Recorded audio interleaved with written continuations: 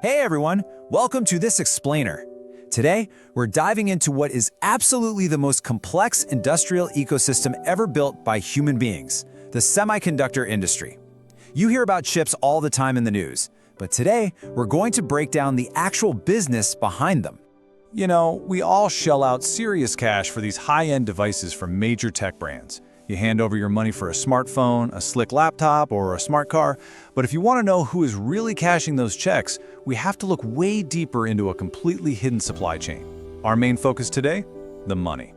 Who actually captures the real value in this trillion-dollar ecosystem? Okay, let's get right into it.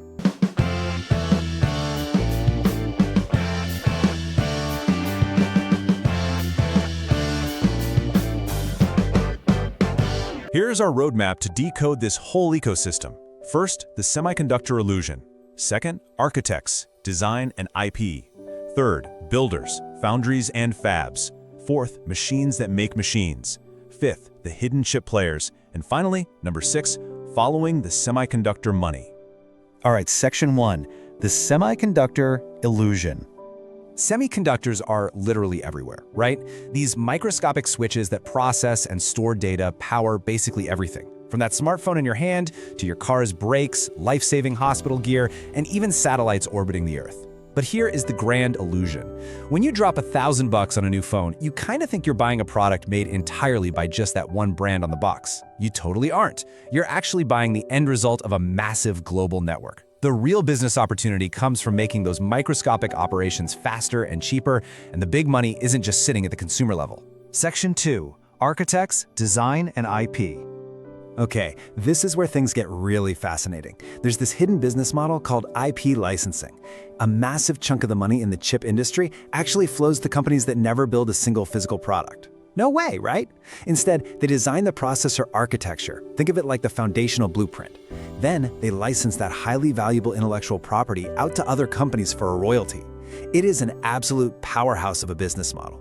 Because once you write that IP, the cost to license it out to dozens of customers is virtually zero compared to actually manufacturing physical silicon. We're talking incredibly high margins here.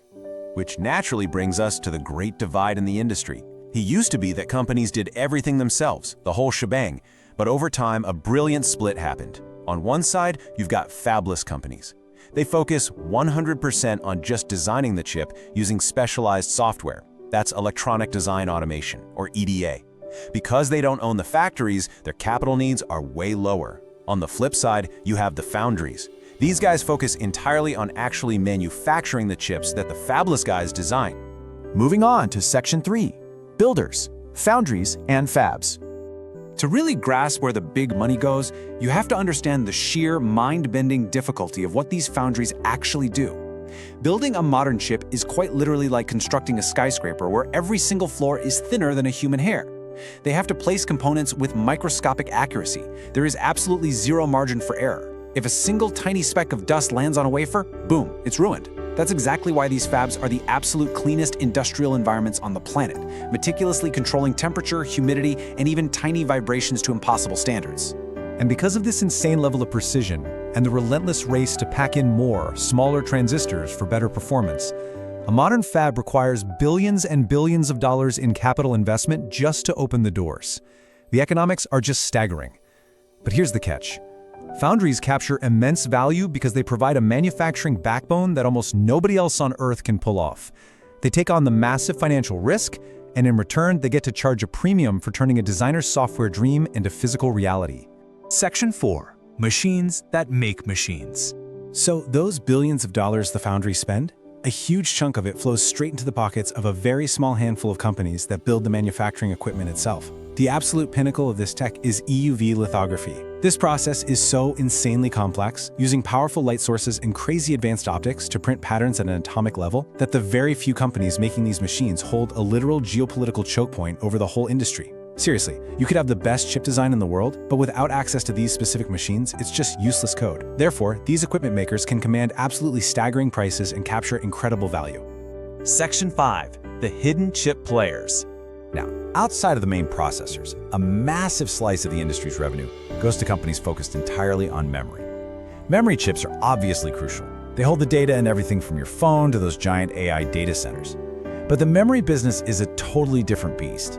Because these are highly standardized products, they operate in these wild, intense boom and bust cycles driven purely by supply and demand. It's a brutal market. It rewards massive scale but will absolutely punish you for oversupply. When AI demand spikes, these guys practically print money. But when the cycle turns, prices just fall right off a cliff.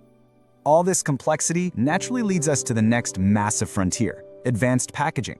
For decades, the name of the game was just shrinking a single chip. But we're basically hitting the limits of actual physics now. So immense value is rapidly shifting toward packaging. This is the incredibly tricky art of taking multiple different chips, say a processor from one company and memory from another, and efficiently stitching them together into one single high-performance computing system. In this new AI era, if you can't package the chips properly, they just can't handle the heavy data loads. Advanced packaging is the new bottleneck, which means for sure it's the new goldmine. Section 6. Following the semiconductor money. All right, let's tie this all together. Say you go out and buy a brand new AI-powered device.